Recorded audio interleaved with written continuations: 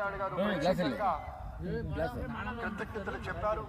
అలాగే వేదికకి కుడివైపున ఉన్నటువంటి ప్రముఖులు అందరి దగ్గరికి కూడా పేరు పేరున వెళ్ళి పలకరిస్తున్నటువంటి శుభవేళ. పద్మభూషణ్ మన మెగాస్టార్ చిరంజీవి, పవర్ స్టార్, అటు మెగాస్టార్ ఇటు పవర్ స్టార్. ఇది అనుదైనటువంటి చిత్రం. అలాగే మన పెద్దలు బాలయ్య బాబు గారు,